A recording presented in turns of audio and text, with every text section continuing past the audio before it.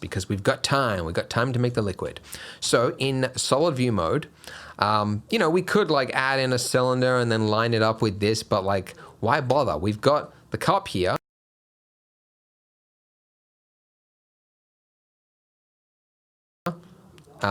We've got the wireframe, and what we can basically do is like reuse the geometry here and just like duplicate it and make it a new object, and that can be our liquid. By the way, there's 100 ways you could make liquid in glass. You could even use the fluid simulator, which Blender comes with, but that would just be crazy expensive in terms of processing time for static liquid. So yeah, it's essentially, it's another object, and the object happens to fit the exact dimensions of the inside of the cup. So we're just going to duplicate the inside of the cup. So, okay, so this is, hang on, solid view, let's go X-ray mode, right?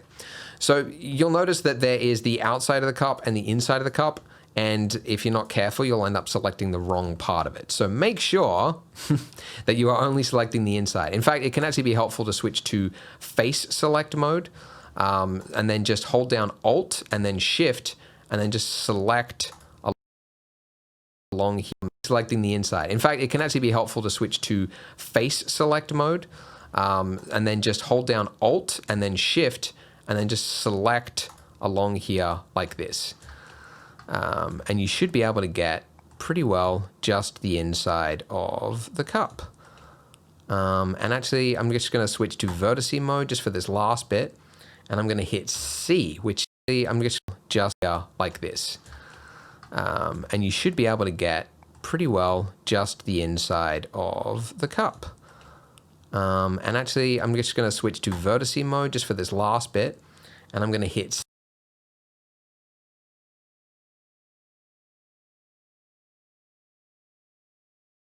C, which I'm going to here like this. And you should be able to get pretty well just the inside of the cup. And actually, I'm just going to switch to vertice mode just for this last bit, and I'm going to hit C, which is the circle select, which gives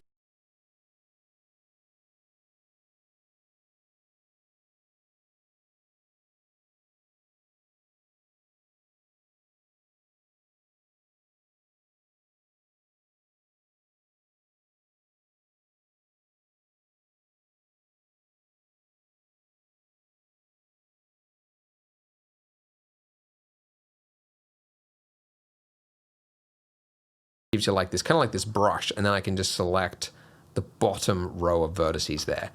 You could like go chick, chick, chick and do that one by one, but there's so much going on there, and I'm pretty sure you could like, and I'm going to hit C, which is the circle select, which gives you like this, kind of like this brush, and then I can just select the bottom row of vertices there.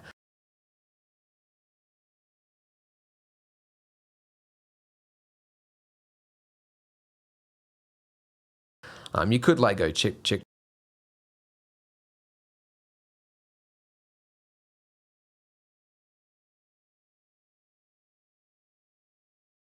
chick and do that one by one, but there's so much going on there, and I'm pretty sure I'm going to click the wrong thing. But yeah, anyway, that's it. So I've got the inside there. Just make sure that it is like, if you see like a lone one like that, right, like where it's not connected or something, like just make sure that you are only selecting the all the stuff that's inside it. Then when you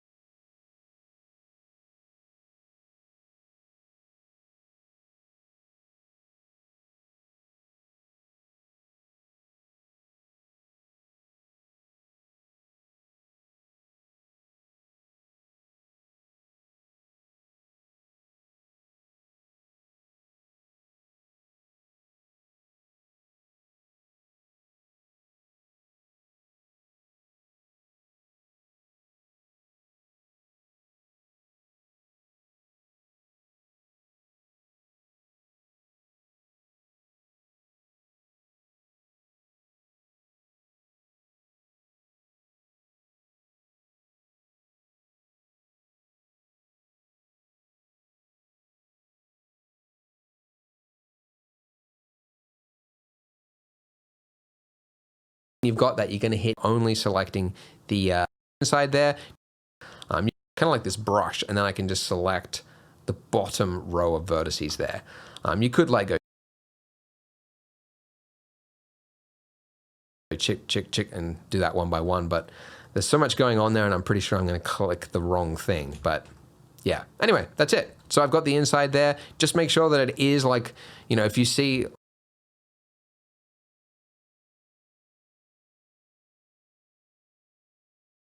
like a lone one like that is there.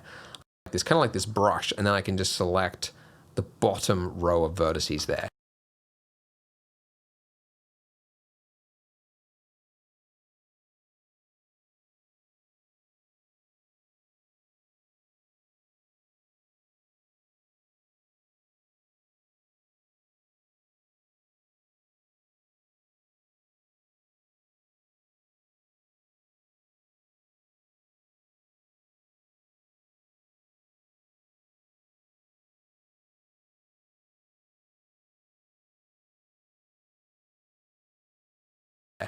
You could like go chick, and do that one by one, but there's so much going on there, and I'm pretty sure I'm going to click the wrong thing. But yeah, anyway, that's it. So I've got the inside there. Just make sure that it is like, you know, if you see like a lone one like that, right, like where it's not connected or something, like, just make sure that you are only selecting the all the stuff that's inside it.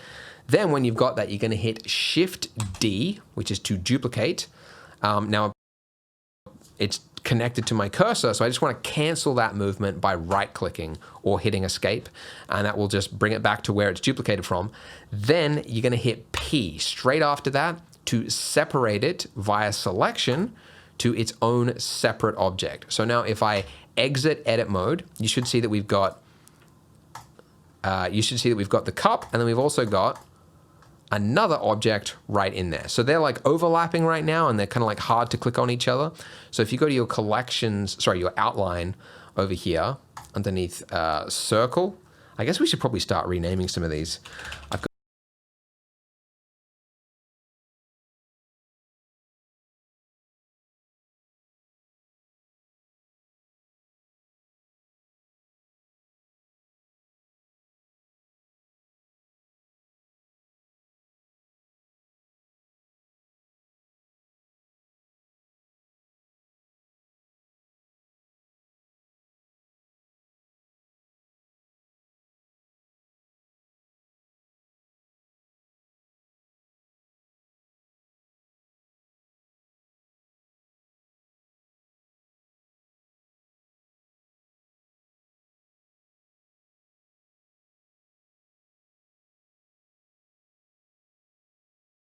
got plate, and then I've got my cup, and then here, this new one is called liquid, and I might as well actually parent it to the cup.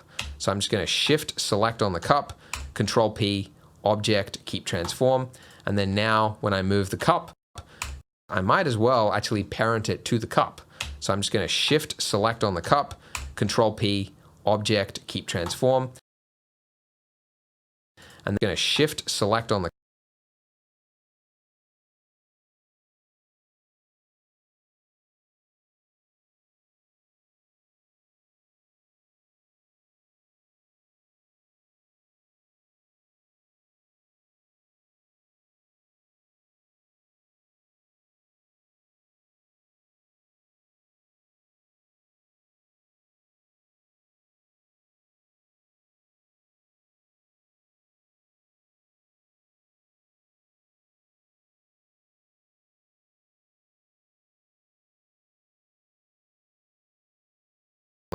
and I might as well actually parent it to the cup. So I'm just going to Shift Select on the cup, Control P, Object, Keep Transform,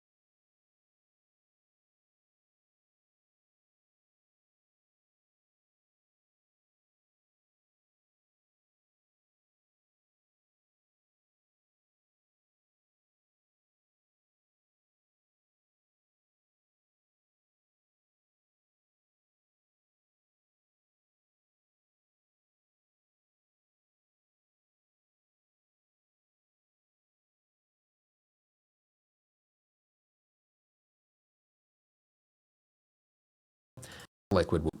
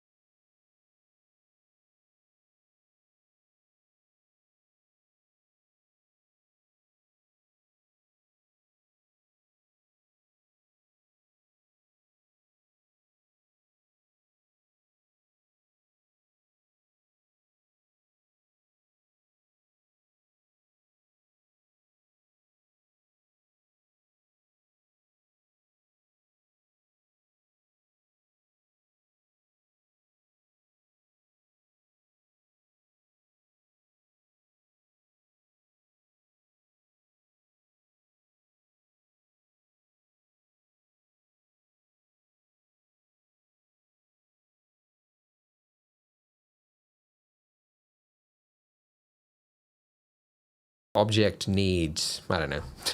Okay, so the liquid is here, yay. Okay, so it's, if we look at it in wireframe mode, this is what we got. Now, obviously liquid should be closed, right? We want to have a flat plane along the top. So if I just hit F on here, it's going to do that, which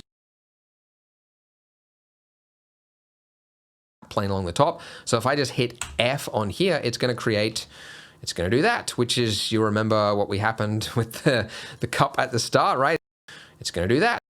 Flat plane along the top. So if I just hit F on here, it's going to do that, which is, you remember what we happened with the cup at the start, right? It's got this, this madness going on. So what you want to do is hit I, and that will create another, like an inset loop cut right there to create, yeah, like a much more smoothed, less abrasive looking surface. Okay, now, it's important now, if we go to have a look at this, you'll notice if you look at the liquid, it looks a little weird. And let's hide the cup.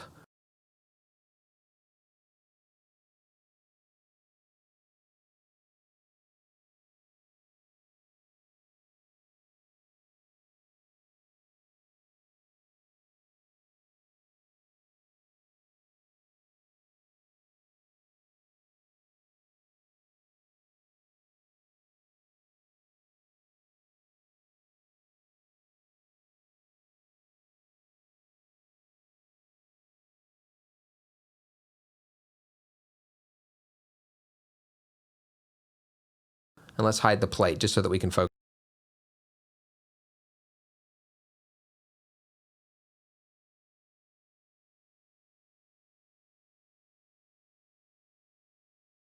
on it. Like something's definitely going wrong here. And actually the first time I was like making this coffee cup to, you know, make the tutorial result or whatever, it took me a while to actually figure out why my liquid was just, whatever I changed in the material settings, it just wasn't looking right. And that is that by default, if you go up here to your overlay section, doesn't matter, object mode or whatever, if you click on face orientation, you'll see that you get changed in the material settings, it just wasn't looking right. And that is that by default, if you go up here to your overlay section, doesn't matter, object mode or whatever, if you click on face orientation, you'll see that you get this red, right? If you're in face orientation and you see anything red, that means that you're not, right? If you're if you click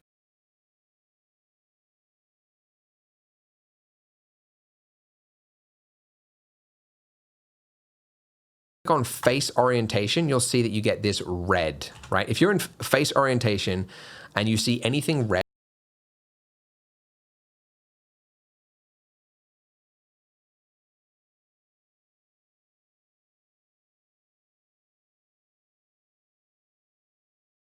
that means that your normals are facing the wrong way. Okay, so normals, like, So there are two sides to a mesh, right? Like you've got this side and then the underside, right? And there's technically, yeah, they will both be rendered, but it's only designed to be viewed from one side, essentially. So there's a front facing and then there's a back facing. Red is a back facing side. So what you need to do is in edit mode, select all your vertices by hitting A, then hit Shift N. Shift N will recalculate your normals, or if you just forget it in the future for whatever reason, if you just type in normals, you'll see one there that says recalculate normals. So if you forget that, or you can get my shortcut PDF and you'll have that and you don't have to remember it. Shift N. Anyway, once you've done that, it's blue, face orientation, rendered view mode. It'll now look like this, which you'll agree looks a lot better than what it was before. This is how it looked previously, that weird top there and looks like metal down there. And this is how it looks with recalculated normals, okay? So bring back the cup, bring back the plate. And before we, like in the next part, we're gonna actually make this look, you know, with volumetrics, make it look like coffee. But just looking at liquid, like this is, it's actually a problem a lot of beginners have, like, believe it or not, it's, I guess, a common thing beginners want to make is a cup of water or a cup of liquid. And you'll see that this liquid just doesn't look right. Like it looks interesting, I guess, a whole bunch of refraction and stuff, but it doesn't look right because you've got glass, which is a solid glass object, and there's refraction rules, like it's applying physics refraction rules, and then you've got liquid, and then there's more refraction going on, and if you've got a gap between the glass and the liquid, it's now calculating it's calculating a different refraction for, like, it's essentially you've got like, yeah, the glass, then you've got air, and then you've got glass again, and it's doing like this weird like thing which calculating different refraction rules on all of those, and you don't want that. Essentially, all you want to have is like, if I can erase all of that at the same time, you want to have the glass here, and then this is the other side of the glass, and you actually want to cheat, which is obviously this isn't accurate to the real world, but you want to have the liquid actually on this side. So this is like the liquid here. You want to have it actually inside of the glass, like between these two walls. That's the front facing, and that's the inside of the glass. You want to have it actually intersecting the glass. So essentially what I mean is just scale up the liquid ever so slightly.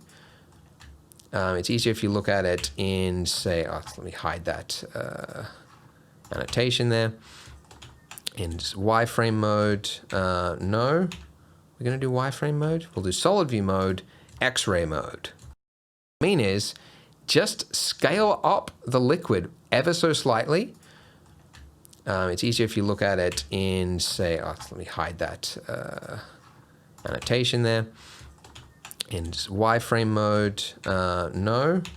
We're gonna do wireframe mode. We'll do solid view mode, X-ray mode.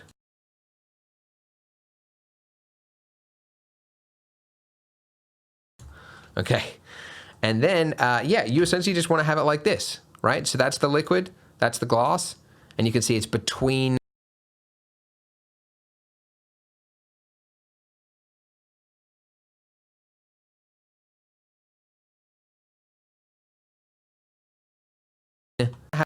X-ray mode. Okay, and look at it, fill up the liquid ever so slightly. It's easier if you look at it in, you want to have it actually inside of the glass, like between these two walls. That's the front facing, and that's the inside of the glass. You want to have it actually intersecting the glass. So essentially what I mean is just scale up the liquid ever so slightly. It's easier if you look at it in, say, let me hide that annotation there. In wireframe mode, no. We're gonna do wireframe mode. We'll do solid view mode, X-ray mode. Okay, and then, yeah, you essentially just want to have it like this, right? So that's the liquid, that's the glass, and you can see it's between those, right? So just slightly peeking out. And when you do that, hang on, the surface tension, there's some weirdness going on there. In fact, actually, let's fix that because it's just going to look weird until we fix this.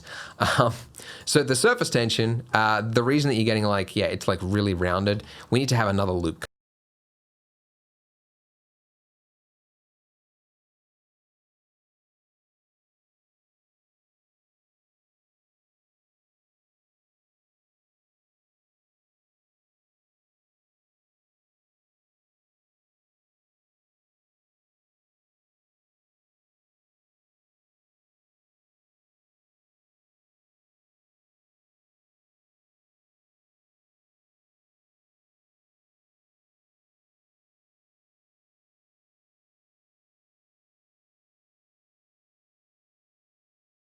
cut right here. So let's add Control R, add another loop cut.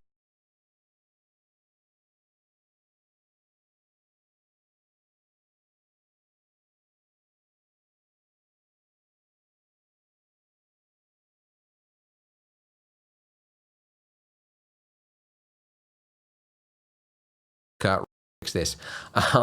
So the surface tension, the reason that you're getting like, yeah, it's like really rounded, we need to have another loop cut right here. So let's add Control R, add another loop cut right at the very tippity top.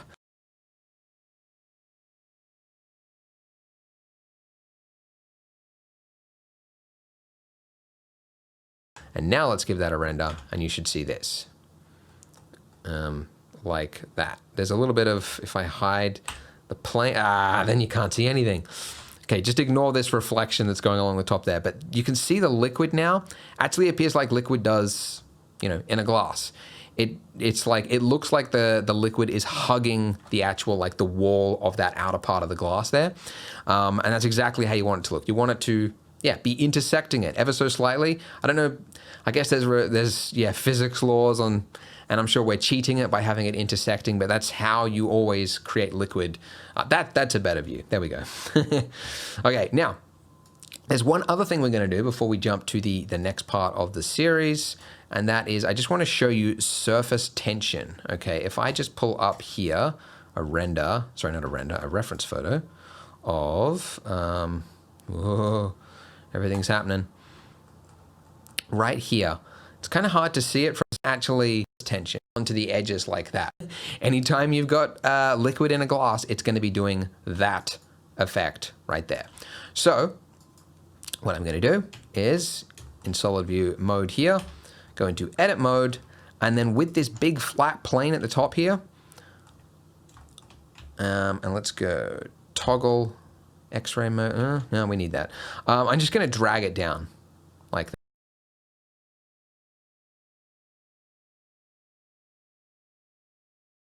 Okay, so we've got that. No, we need that.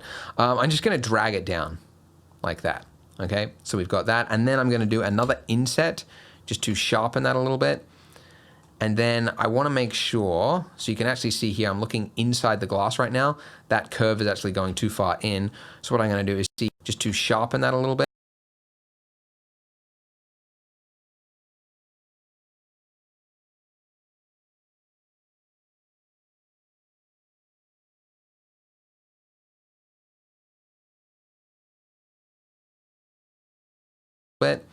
Okay, so we've got that, and then I'm going to do another inset just to sharpen that a little bit.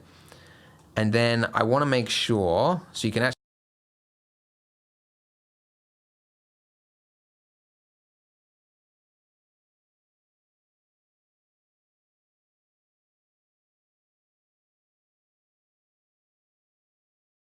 see here, I'm looking inside the glass right now.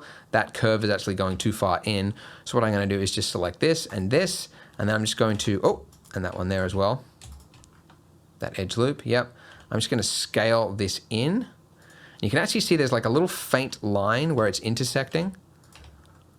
It's really hard to see. I apologize, but maybe a different, a matte cap or something. Just trying to think, how can I actually like show this in an easy way? That's a little bit better, right?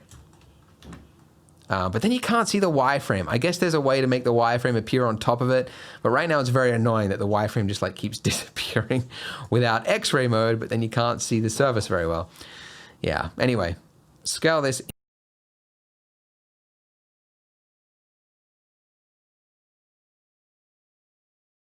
in, and this as well, I guess.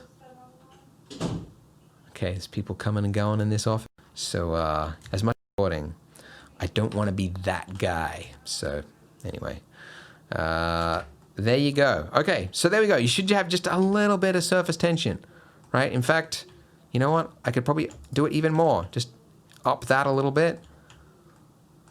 Yeah, there we go.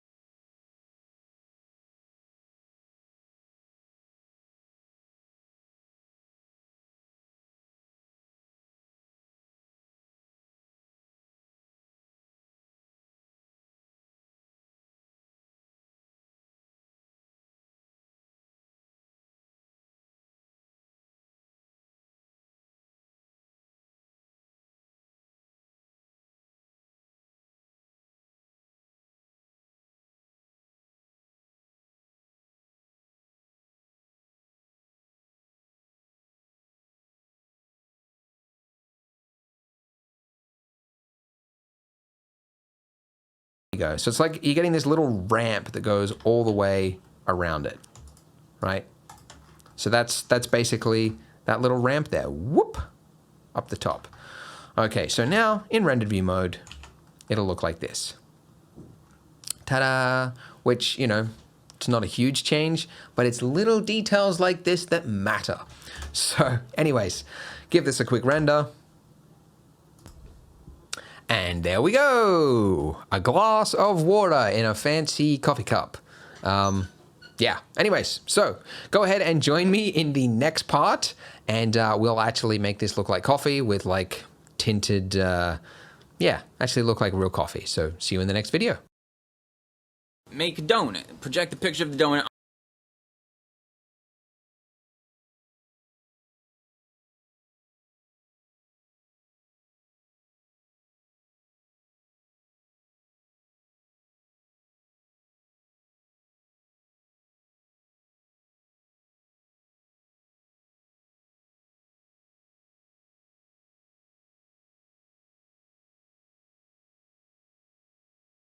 on the donut. It's a donut. Make the frosting its own donut material and run a random output from an object. And every time you duplicate the donut, it's a new donut.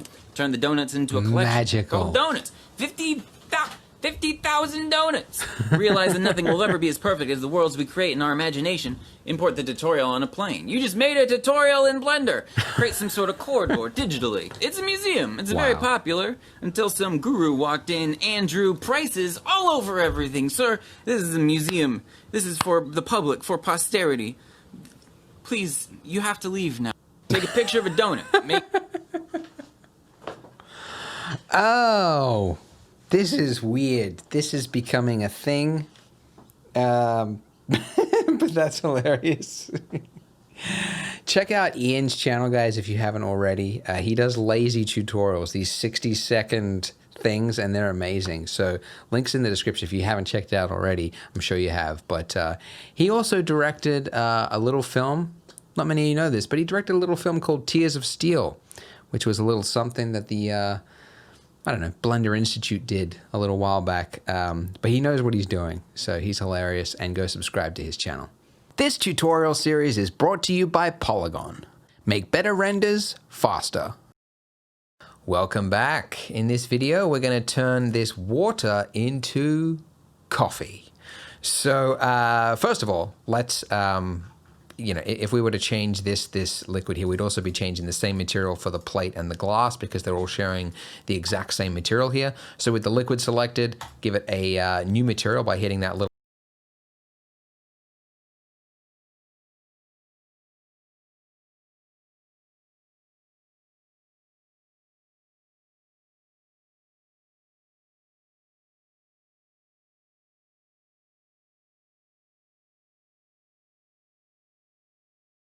There we go. And then I'm going to call this coffee. So these two are sharing a number that was next to it. Oh.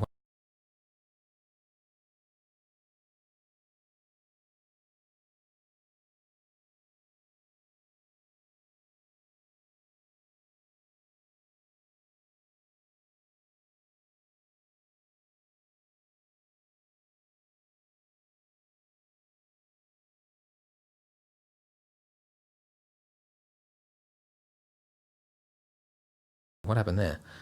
Move that over. There we go. And then I'm going to call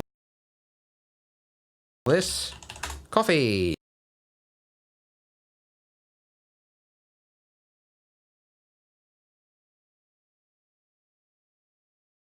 So these two are sharing the same glass, and then this one is just called coffee.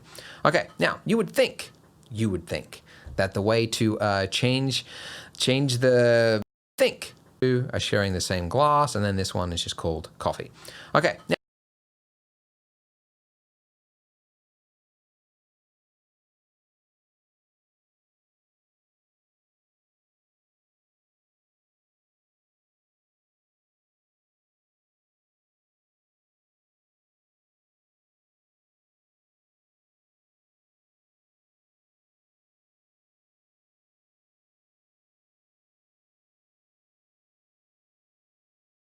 Now, you would think that the way to change change the color of a liquid would be to just like take the base color and just give it something else, right?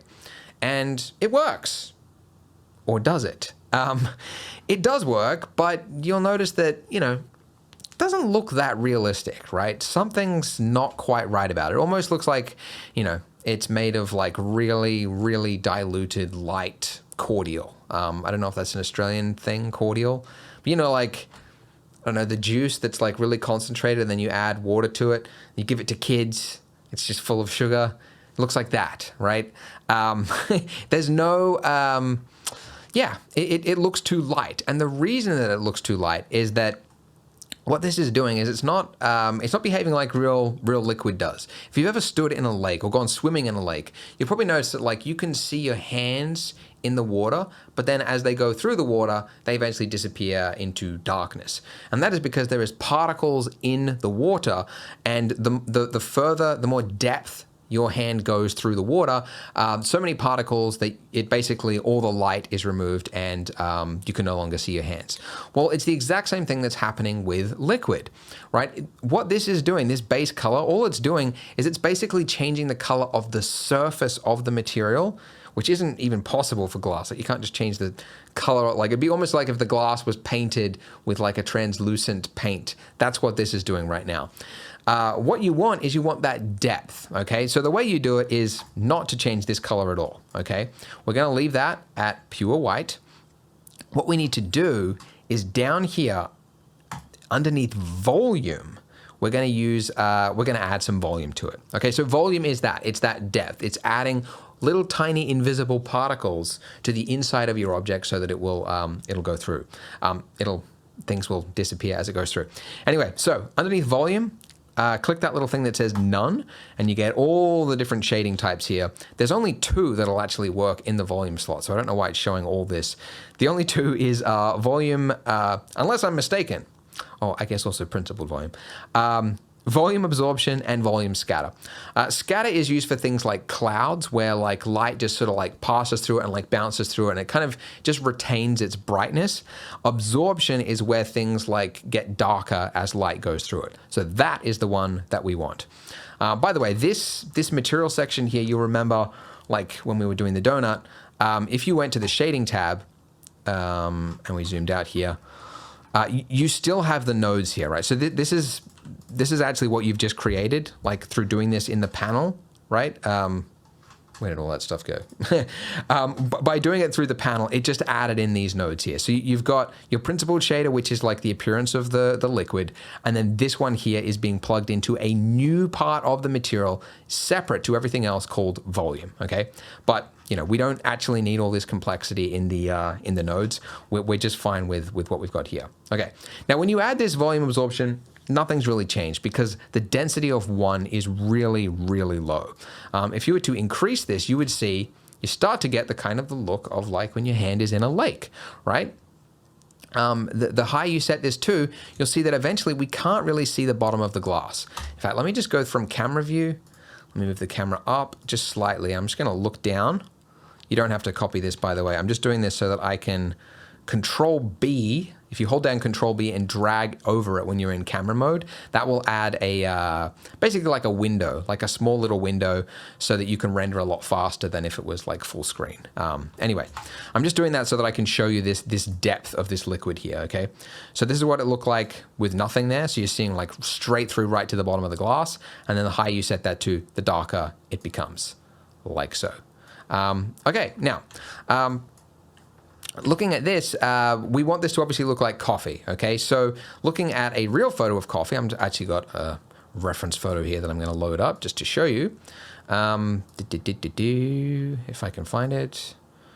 Where did I save it? There it is, okay. Real coffee looks like this. So it's got a kind of a orangey, yellowy tint to it. So what color would you actually set this to? You might go like, okay, orangey, dark, like that. Well, actually, you don't need to put any darkness into this value here because the volume, this density, that's what's going to give it the darkness. So you can actually make this like fully bright, like 100% value, whatever, right? And then your saturation, you also want that to be bright.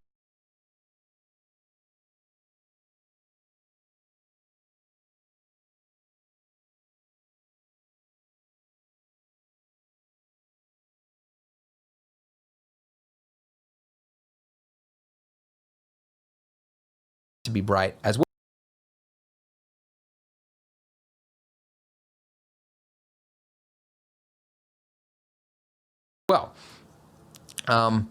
I guess you probably do need to have some darkness to it, or else it's maybe not going to work at all. So don't go 100% value. You got to have a little bit of darkness to it. Otherwise,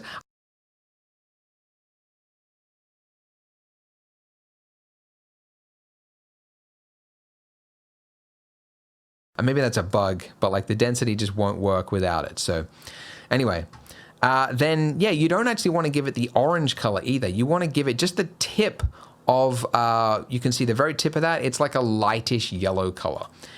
Okay, so when you do this, you give it a light.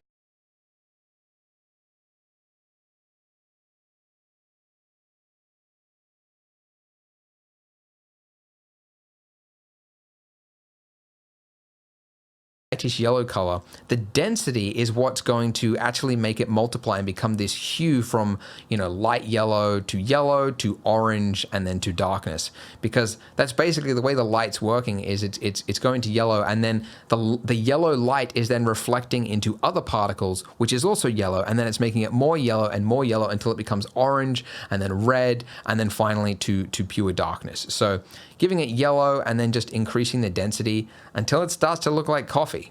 And actually, it can probably be helpful if you make your plain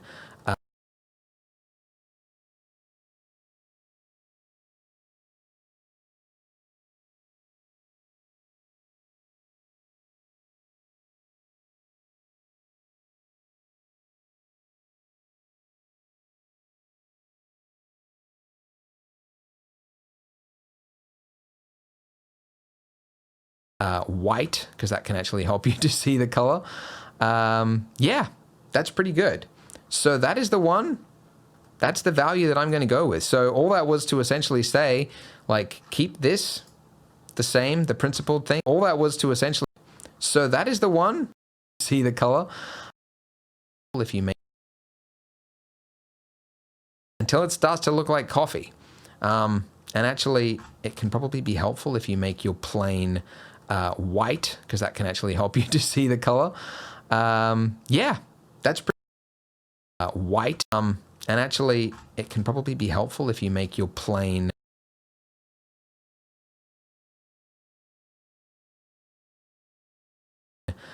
white, because that can actually help you to see the color.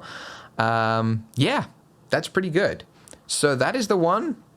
That's the value that I'm going to go with. So all that was to essentially say, like, keep this the same, the principled thing, keep that the same, and just add one volume absorption section, make it yellow, and then set the density to around 700, 800. By the way, these values here, like coffee isn't even consistent in color, depending on what coffee you use, depending on what strength you use. If you're my wife, you use like a really, really super weak, like, I don't know, a density of 200, might as well be tea. Or, you know, you could be the sort of person that has an espresso. One of those Italians, crazy Italians, sitting outside the cafes all day, just sipping on these. What's the point of enjoying a coffee if it's that small? That's my point, right? Just make it a little bigger and just enjoy it a little bit, but not too big, right? Don't wash it out, but just don't condense it. I don't know. Just do what I want, okay? Everyone should enjoy coffee the same way as me. But anyways, that's it. That was pretty simple tutorial. It's just adding like one note to make it look like coffee. But yeah, the next video we're going to be UV unwrapping this cup so that we can add condensation droplets, a texture to that. So learning a lot in the next video. So click here, and I will see you there.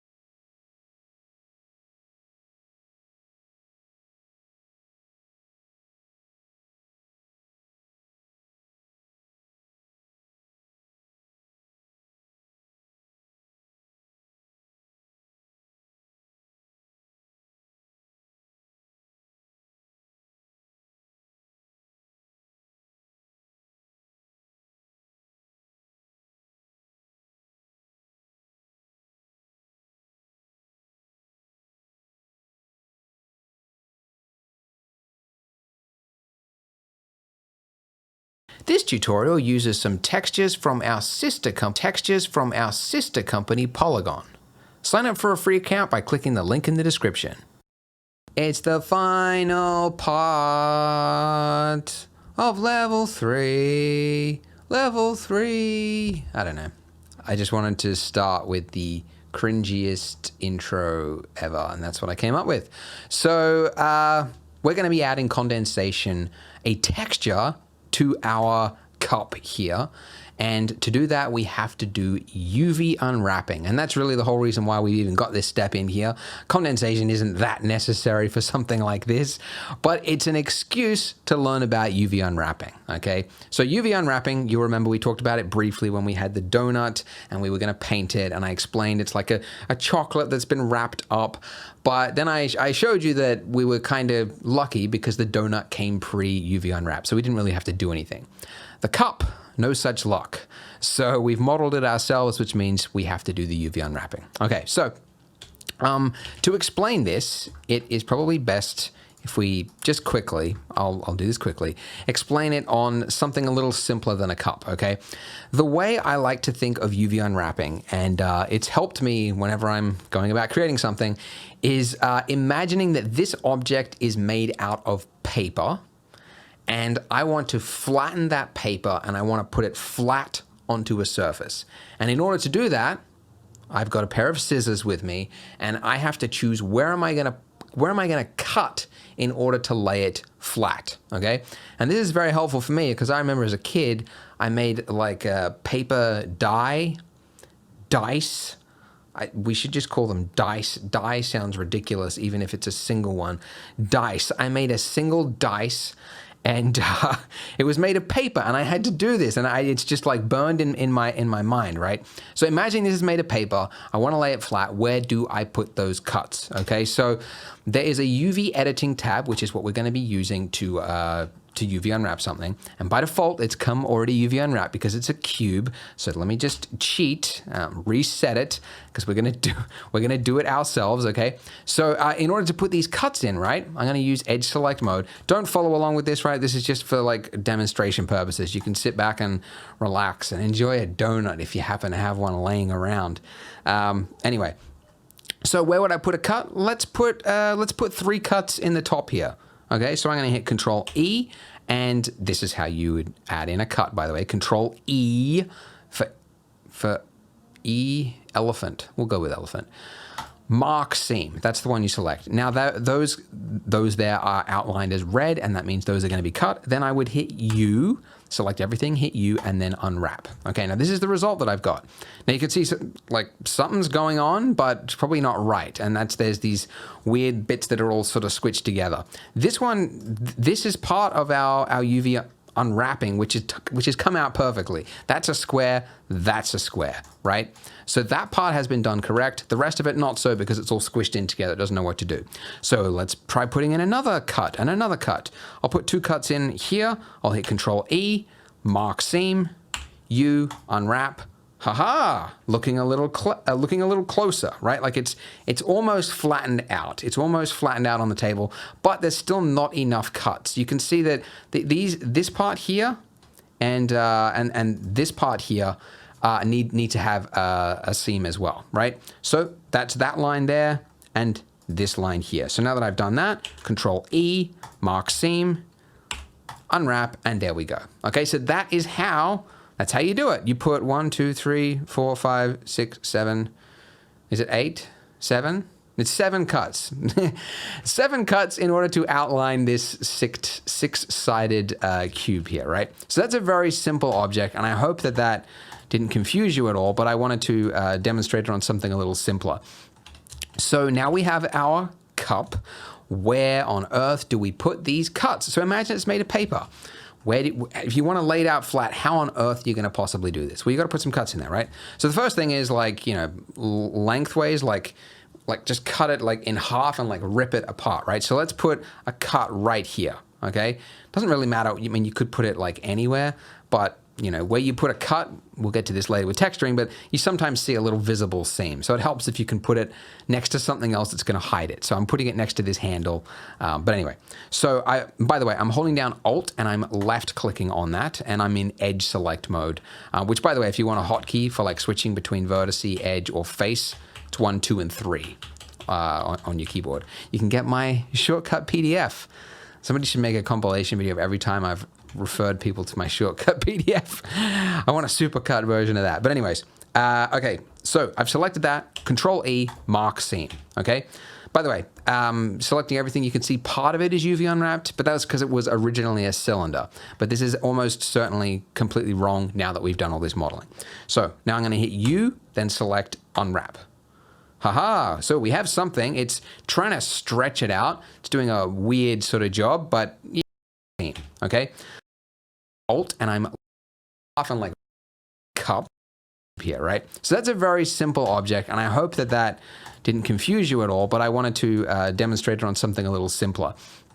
So now we have our cup. Where on earth do we put these cuts? So imagine it's made of paper. If you want to lay it out flat,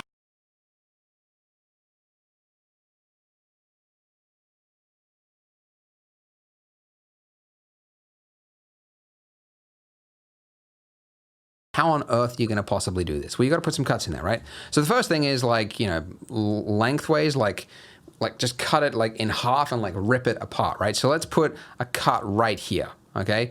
Doesn't really matter. I mean, you could put it like anywhere, but where you put a cut, we'll get to this later with texturing, but you sometimes see a little visible seam. So it helps if you can put it next to something else that's going to hide it. So I'm putting it next to this handle.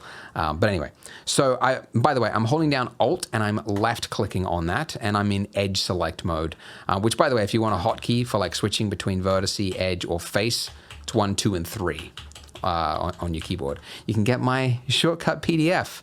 Somebody should make a compilation video of every time I've referred people to my shortcut PDF. I want a supercut version of that. But anyways, okay, so I've selected that. Control E, mark seam, okay? By the way,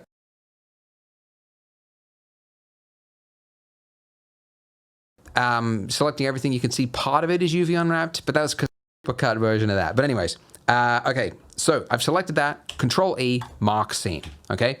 By the way,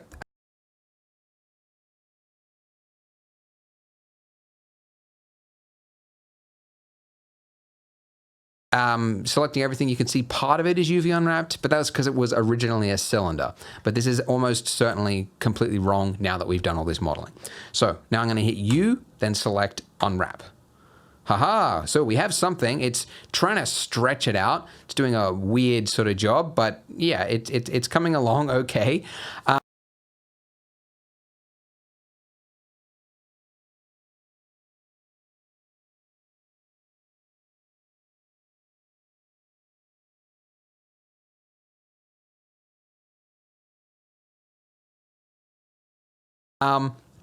Now, this part down here is our handle, right? This part here.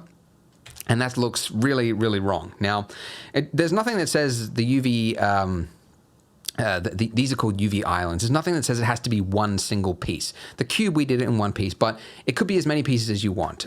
There's different ideas of like if you're trying to save for texture space and blah, blah, blah. You can get really deep into the weeds on that. But the point is we can just cut this off, like make this its own separate object, which is often a better idea when you've got like different types of geometry that don't really blend in together or fit. You just cut them off and make them separate objects. So I'm cutting that off by hitting Control E, mark seam, and do that.